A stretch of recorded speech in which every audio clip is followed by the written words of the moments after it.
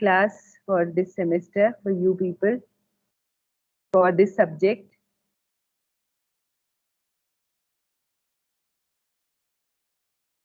So let me see in last class how many of you really wanted to attend. There are 18 students. Okay, fine, doesn't matter to me.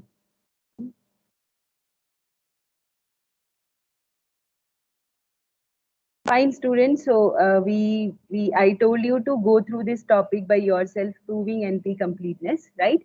So basically, there are two principles when you have to say that proving NP completeness means you want to say that a given problem is NP complete. So there are steps I told you to go through. So basically, what we are trying to do here is if you say that a particular problem X is a NP complete problem, right? So you have to say two things. One is, you know, that the given problem P is it's verifiable in polynomial time, and then you have to say that any other NP complete problem. For example, you have to you know few of the NP complete problems, right?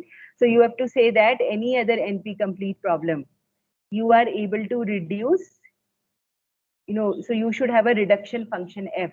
So using that reduction function f, you are able to reduce the given, you know, any other NP complete problem that is a known NP complete problem.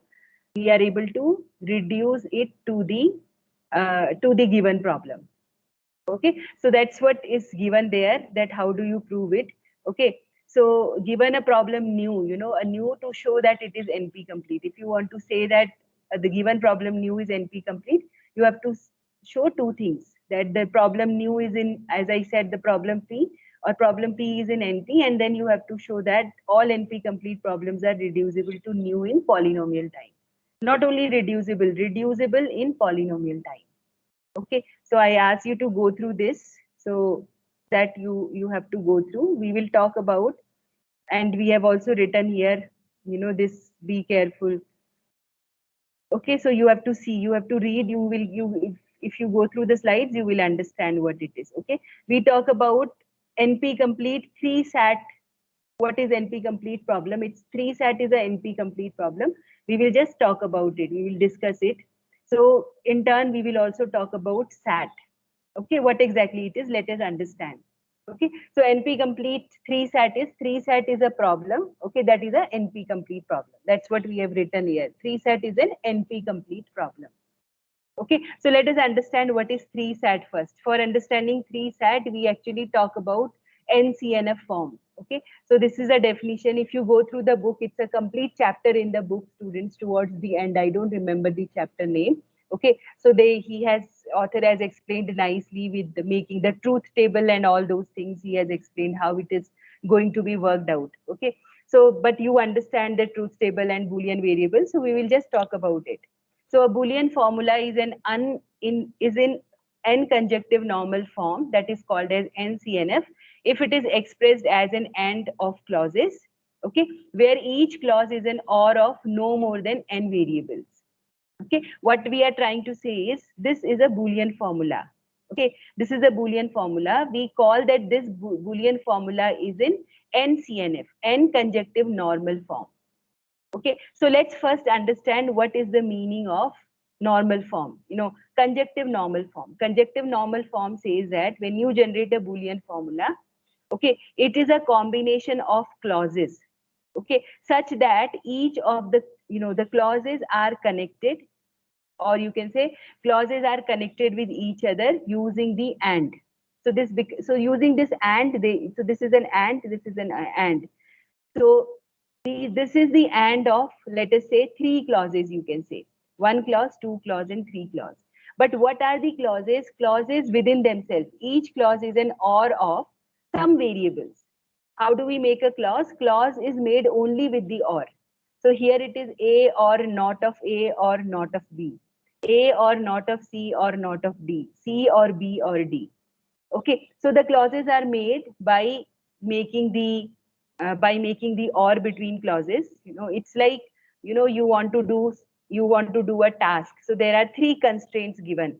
The constraints is that let us say A can be on or A can be off. Doesn't matter. That means A is like don't care. If you remember something from digital design, you can say if I make A or not A means it doesn't matter, right? So it is like don't care. A is on or A is off. Okay. Or not B. Okay. But B has to be, or not B means to make this true, B has to be 1. B has to be 0. If B is 0, then this becomes not of B becomes 1. Suppose I want to make, if I see only this clause, okay, so this is a combination of some Boolean variables. So how does it, how is it expressed?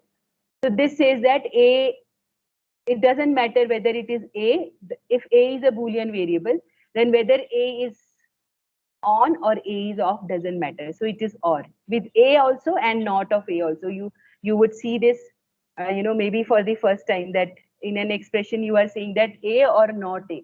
It is just to say that doesn't matter whether A is on or A is not. A is off.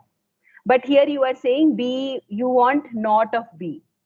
Okay, so like that we are making the clauses. So the clauses are connected with the or form. Okay, and one clause, within a clause where each clause is an or of n variables, let us say, and then these clauses are connected with and clauses. Now, when you say it is NCNF, NCNF says that each clause is an or of no more than n variables. So the maximum variables used within any of the clause makes it NCNF. So in this case, this is an example of how many maximum variables a clause is using. How many? Here it is A, not A, B. Only two variables, A and B. Here it is 1, 2, 3, C, B, D, three variables. Here it is A, C, D. There are three variables. So this is an example of 3CNF. So 3CNF says that each clause is an or of no more than n variables. You cannot go beyond three variables if it is a 3CNF, but you can have less than three variables. That's why this particular example has been chosen. Here you will say that there are only two variables, A, not A, or B. Okay, why? Because, and then it is 3CNF, because each clause should have three variables or less than three variables. So it can have one variable, two variable, or three variables. Then it makes it NCNF. So we talk about 3SAT problem. Okay. So what is a 3SAT problem? 3SAT problem, it is called as 3SAT problem, whether it is satisfiable or not. SAT actually means satisfiable. So given a 3CNF Boolean formula, is it satisfiable? Now, what is the problem? Okay, first of all, we understood what is an NCNF form. What is a CNF form? Okay, this is how you can express it. Now you must be wondering, how will I use it? Okay, it has a lot of application, students. Okay, I will tell you, something like this. You know all the algorithm, everything. So many, sorting algorithm, this problem, that problem. You go somewhere and you have to deal with a new problem, totally new. You have not seen it ever before. Okay, so some problem is given to you. They ask you that a real time problem, not some problem is given to you, real time problem, and you want to make a process for it. First time you are making a process for it. Okay, so it can be some scenario. It can be some some HR. Let's say you are trying to solve some problem for HR. Okay, so you are telling so many constraints. Okay, suppose HR has to record attendance, or it has to see how employees have applied for leave. So there are, let us say, so many rules. Okay, for example, an employee cannot take medical leaves beyond 5 days. Okay, or employee cannot be absent more than 2 days continuously.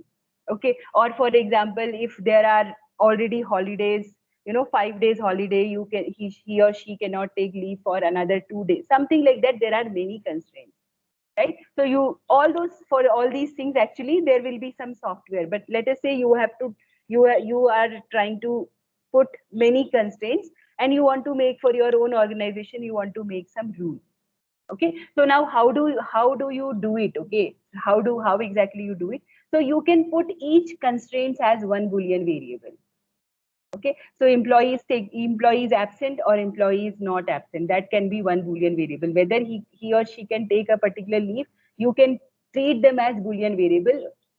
So you know that Boolean variables, you can make something represented as by Boolean variable when it has only two values, true or false, right? So if you come up to a scenario that wherein, you have many constraints, okay? So individually, let us say there is a rule for applying casual leave. So that rule you can put as one thing. There is a rule for applying medical leave, that, there can be, so one clause can be that the person should be sick. Then second clause can be the medical leave cannot be taken more than 2 days. Or let us say the D can be, within that medical leave there was no Saturday, Sunday, something like that. You, all these can be your Boolean variables, right? So when you make a clause, one is for medical leave, one is for casual leave, and let us say one is for vacation, for example. Okay, so wherever you can express a constraint in form of a Boolean variable, you can make each of the clause, this clause, this clause. So let's say one for CL, one for medical leave, one for vacation, let us say, and then finally you have to make an end of it. Okay, end means this and this and this. When all the three are satisfied, then maybe you are trying to calculate the salary of the employee, for example, based on which, if something is not satisfying, maybe you want to cut the salary.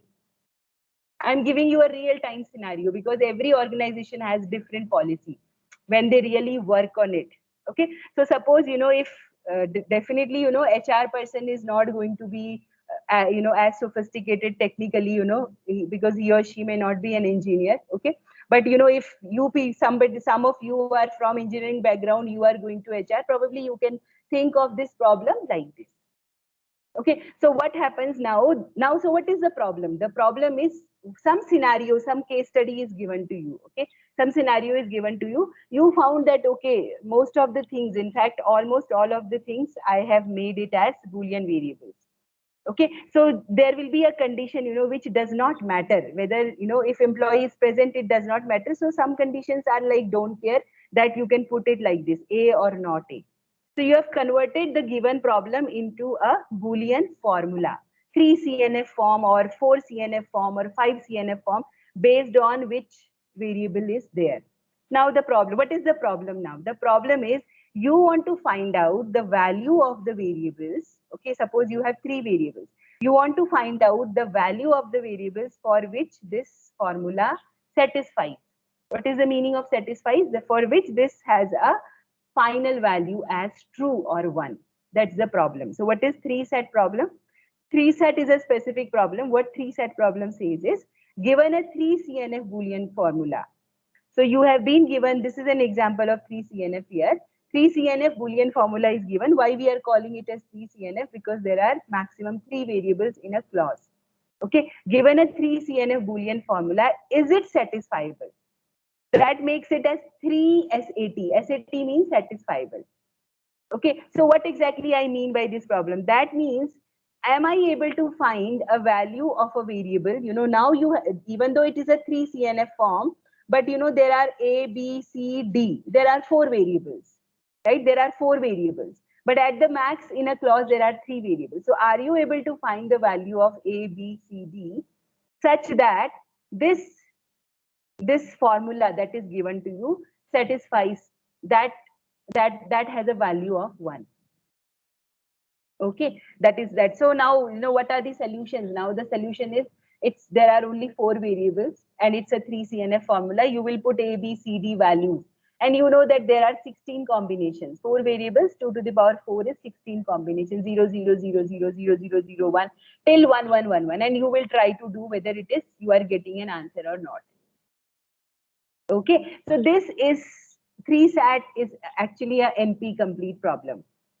3 SAT is actually a NP complete problem.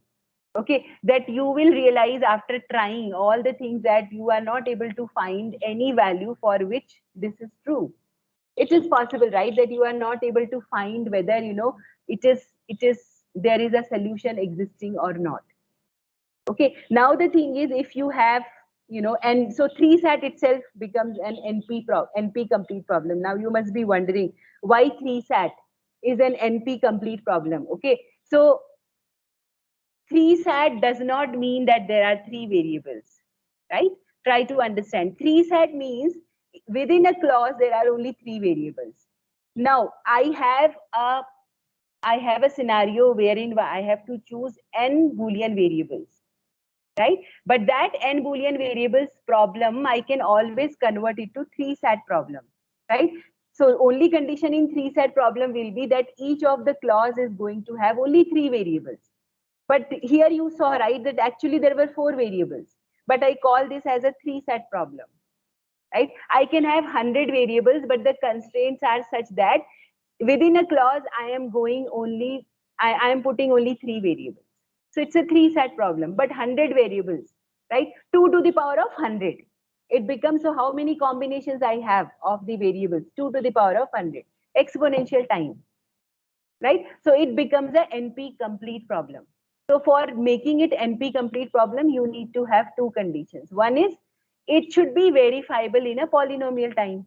Now it is easy, no? If you have 4 variables and if I say this is the value of A, B, C, D, 1, 0, 1, 0, try, you will just put it in the formula and you are able to verify it quickly in polynomial time. So given a solution for 3 SAT, you are able to verify whether the solution is correct or not in polynomial time. Okay, but for finding the solution, it takes exponential time. It is not polynomial time, and you will see that any other NP complete problem you are able to reduce to 3 SAT problem. So 3 SAT is an example of NP complete problem. Okay, so in book he has nicely explained. Yesterday I was going through to see if I can actually see some more examples. So I realized there are case studies. Okay, and he has given nicely. The author has given nicely with the, I don't remember which particular book. Both the books are actually, they have lot of examples, and so he has told with taking the truth table and explained very well. So you can go through some of the examples, but I think you have understood. I have given you enough idea here. Okay, so now we talk about SAT. Okay, here we talk about 3 SAT. Okay, so 3 SAT you can say is a okay, I will frame this sentence at the, to after doing SAT, you will realize that you can make a note somewhere that 3 SAT is a subset of SAT. 3 SAT is a subset of SAT. Okay, so now there another problem that is called as NP complete is a SAT problem. SAT is a NP complete problem. What is SAT and how 3 SAT is different? Okay, in 3 SAT I am saying that each clause can have maximum 3 variables. Okay, SAT is not like that. Okay, SAT does not say anything about how many number of variables you can have. So now it's more complicated, right? So SAT means it's, now you will realize that any problem you can reduce to SAT problem. Any problem that is an NP complete problem, not any problem, any other NP complete problem for which you do not have a solution right now, you can convert it to Boolean variables and you can put it in the form of the clauses and or not clauses. And SAT problem does not give any restriction for you to have any number of variables inside any of the clause. So that's why I said 3 SAT is a subset of SAT problems. So what is a SAT problem? Given a Boolean formula of n Boolean variables, joined by m connections, m connectives, those connectives are only 3 basic Boolean operations. You know that, right? And or not. That's what you learned in digital design. That time we are wondering, why should I read this electronic subject? Okay, so that is the importance of that subject. Okay, so these 3 basic operations remain basic everywhere you use. So in this Boolean formula, you are using these 3 basic things. You saw that, right? This is not, this is or, and this is and.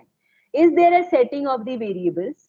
Now I do not have a restriction of number of variables within a clause such that the Boolean formula evaluates to true. That is a SAT problem. So for example, this is a SAT. A or B and not A or not B. This is one of the Boolean formula. This is another Boolean formula. It can be like this also. So what we are trying to show here it is 2 variables in each of the clause. Here it is 1, 2, 3 variable, and this is or we have said. Okay, so your Here, if you see, you have made the connections with OR here, and you have made the connections with OR here. A, this is AND operation, A and B and C and not of B. Okay, so when you talk about SAT, okay, the SAT, I told you, right, it's like a, what do you call as, I forgot the name, that you can, SAT is like, you can say it's a union of all kind of Boolean formulas, right? And also there is no restriction of, that the clauses have to be connected with AND. So in your 3CNF formula, when you say a formula is in NCNF form, this is the restriction. It is expressed as an AND of clauses, and each of the clauses connected with OR. Okay, so then you say that when you talk about 3SAT is talking about 3CNF Boolean formula. Okay, so when you talk about 3SAT, this restriction you need to follow, that there are AND between the clauses. But when you talk about SAT, there is no such restriction. What is the restriction? What is the constraint? They have said is, given a Boolean formula of n Boolean variables, they are joined by m connectives, and or not. Is there any setting of the variable such that the Boolean formula evaluates to true? Right? So here the condition is, this is, there is no restriction that you need to connect them with AND clauses. So inside there is AND, anywhere you can place AND or not. Okay, here, so this is AND, here it is OR, here it is connect, this is and this is AND of not B. So you can say that 3SAT is a subset of SAT, like that. Okay, so now the question is SAT an NP complete problem? Yes, now, if there is no condition of, putting it in, if in 3CNF, still we could find it difficult in 3CNF or NCNF, because we have to connect clauses with AND. But now there is no restriction. You can put AND, you can put OR, you can put NOT, right? So I make one condition, if this condition satisfies, or this condition satisfies, or this condition satisfies, I will cut the salary for my employees. Right? So I will not cut the salary when all the three conditions are satisfied. Then only I will not cut the salary. Right? Like that, you can develop, you can, once you open your own company, let us say, you can have your own rules.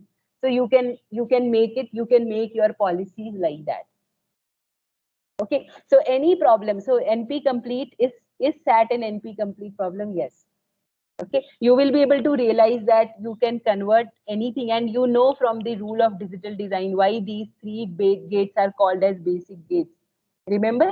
So so these three gates are called as basic gates because you learn in your digital design that because any logic circuit can be designed using these three gates, right? So now, if you have any logical problem, and so how do you make a logical circuit? If you have any logical problem, not illogical, where you don't want to put emotions and all, nothing like that, okay? But yes, you can make your organization policy also keeping that in mind, but you have to put it in the logical form. Okay, so any condition. So if wherever you are able to put anything in logical form, you can convert it into in terms of and or not design.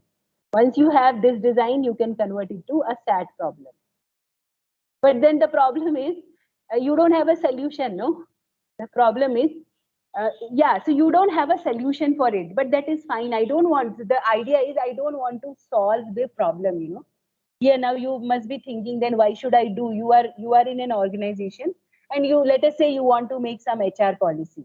Okay, and you have made some HR policy, fine. Now what happens is, so I am asking that, you have put so many variables, A, B, there are only three variables, but you have put so many conditions, this or this or this or this or this. Now, what is the solution? Suppose I ask you, then you can tell me that I don't want to solve the problem because I am not interested in solving this problem. I do not want to know that when this value be 1. I don't want to know that. Then what do you want to know? My objective is only one, that if these values are given, okay, what will be the answer? Whether answer will be 1 or not. I am interested only in that. That the thing is, the good part is that I am able to verify, right? I just want to know whether I should cut salary for my employee or not. Okay, so I will just put whether what are the conditions that employee has shown, whether he has come on time, okay, every day, let us say he has punched before 8:30 or not. Okay, for example, whether whether he went out on the time or not, okay, like that. And how many leaves he took, did he take the leaves without informing me, like that I can make a policy. So if I will just put 0 or 1 and finally I want to know the answer, yes, he satisfies these, the answer is coming as 1 means whatever he has done. Okay, so I am going to cut the salary for these many days. If the answer is coming as 0, I will not cut the salary. Okay, so the solution is not available, but then why it's difficult to solve the problem, but then why it is important, because I can verify, and it is verifiable in handsome amount of time, in, let us say, in polynomial amount of time. Okay, so that's a real life scenario, many problems that you can convert into SAT problems. Yeah. So then we talk about,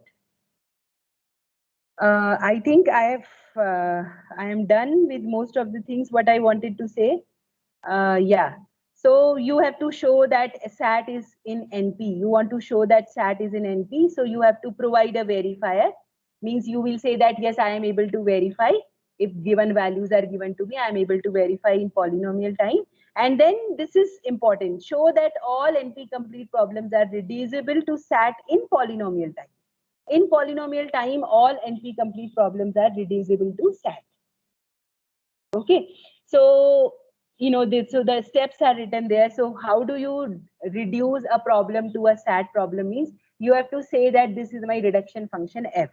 Okay, so you have to describe a reduction function f from a known NP complete problem to SAT. So you have to take, for example, known NP complete problem, traveling salesperson's problem, or Hamiltonian cycle problem, which is actually a known NP complete problem. And then you have to show that at least one NP complete problem you are able to reduce to SAT. And then you have to show that f runs in polynomial time. The reduction function f should run in polynomial time. That you are saying that any known NP complete problem we are able to reduce to SAT in the polynomial time. And then you have to show that a solution exists to the NP complete problem. That is, let us say you are saying Hamiltonian cycle. You will say that the solution exists to NP complete problem if and only if the solution exists to the SAT problem that you have generated by F. So you are saying that my Hamiltonian problem can be solved by this SAT. It is, I have a solution for Hamiltonian cycle problem if I have a solution for this SAT problem. Right? So that's what I think.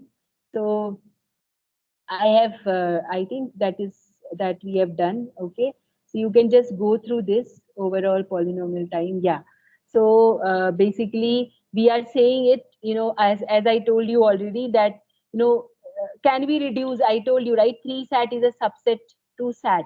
So you can reduce 3 SAT problem to a SAT problem. So given an instance of 3 SAT, you can turn it into a SAT problem. Okay, so that's what we are done. Reduction function, you have to think about the reduction function.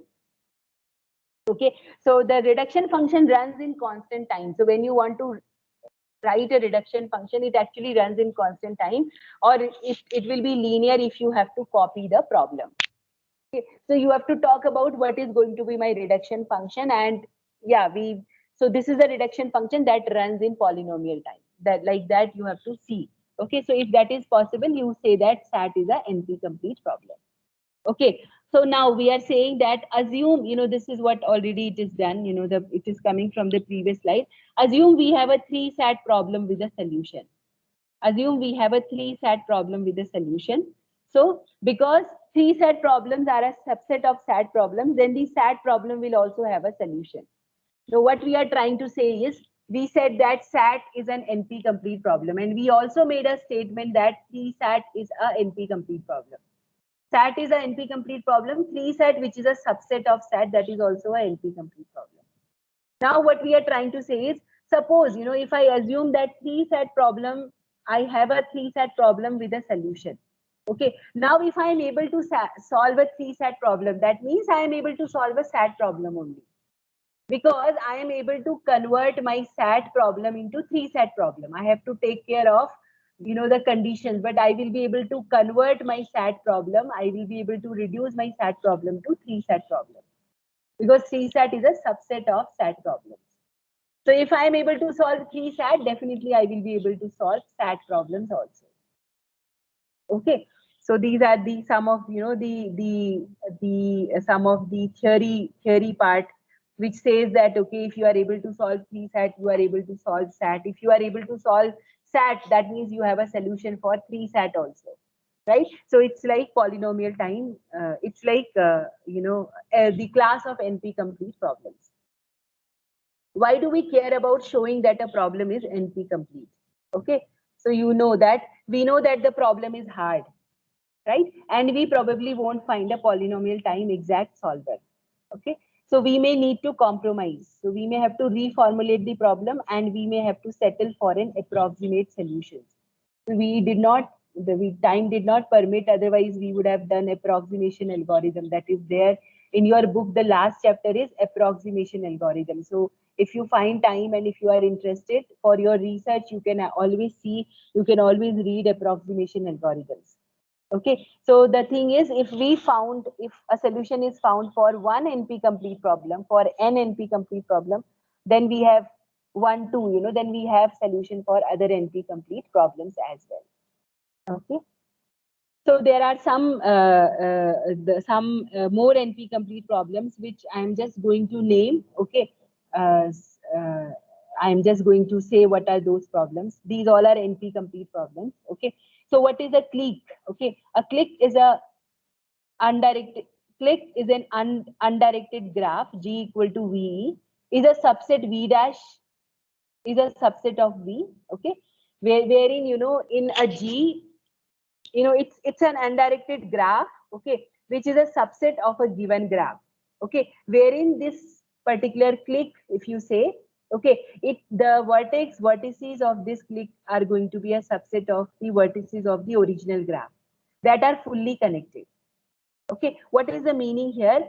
So okay, for example, let us see. Okay, if this is a given graph, if I see these 4 nodes, okay, so I found that if you just take this part of the graph, so this graph is an undirected graph again, and it is a complete graph. 1, 2, 3, 4, all the nodes are connected with each other. Okay, all the nodes are connected with each other. So I will say that this is a clique of size 4.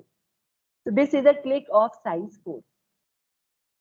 Okay, why I said 4? Because I am able to find a graph, a subgraph of this graph, right, wherein whatever vertices I had taken, they were subset of the original graph. Okay, and they were all fully connected. Okay, now what is the clique problem? Okay, the clique is an undirected graph that is a subset of vertices that are fully connected. Okay, now what is the problem? The problem is it is treated as there are two variations to this. Okay, first problem is treated as clique problem is, does the given graph G contain a clique of size K? Does it contain a clique of size K? Does it contain a clique of size 4? Does it contain a clique of size 5? Okay, 1, 2, 3, 4, 5. So let us not say that it is 5. Does it contain a clique of size 3? Does it contain a clique of size 2? If it's a big graph, does it contain a clique of size n? Let us say it's an NP complete problem. Okay, but yes, it's an NP complete problem because you will realize that if a solution is given to you, I mean, to verify, you are able to verify in polynomial time. You are not able to solve it, but if a particular solution is given to you, you can verify whether it is correct or not. Okay, then another problem that is called as half clique. Okay, half clique is, given a graph G, does the graph contain a clique containing exactly half the vertices? Okay, a graph G is given, and then you are saying that is there a clique that if there are 10 vertices, is there a clique of size 10? Okay, so that is half clique. So this is a NP complete problem. Okay, half clique is also a NP complete problem. Clique is also a NP complete problem. So there is one more, variation of this clique problem that I was seeing in the book yesterday. That is called as max click kind of a thing. That the variation can be what is the maximum size that we can have a click in the graph. Okay, so it's like suppose there are 5 nodes. So I found a click of size 4, but let us say there is a click of size 3 also. There is a click of size 3 also. Let us see. I think these 4 nodes will make a click of size 3 also. This is connected, and this is connected. Here there is a click of size 4 also. Right? So the question can be, what is the maximum click I can generate in this graph? That is another variation of click problem. So all these problems come into the class of NP complete problems. Okay. So this is what is, how do you prove the NP completeness at the top. So with the green color, what is written is, we are just discussing that given a graph G, does the graph contain a click containing exactly half the vertices? There are other NP complete problems, subset sum. Okay, so given a set S of positive integers, is there some subset S dash of S whose elements sum to T, some value T?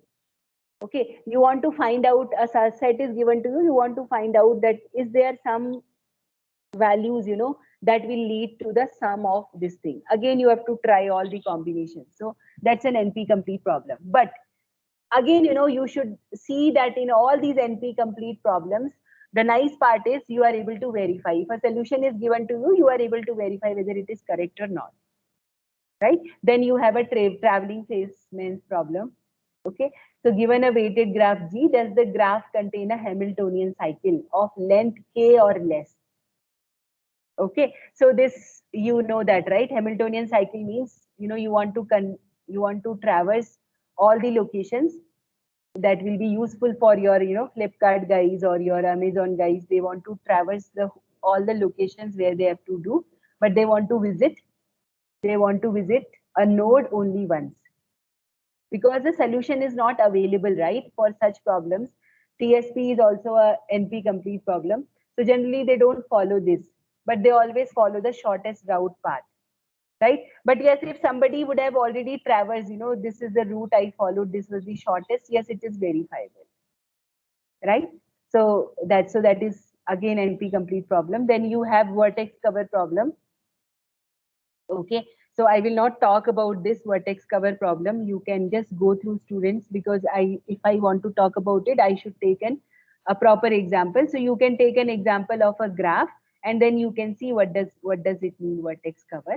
Okay, so these are our known NP complete problems.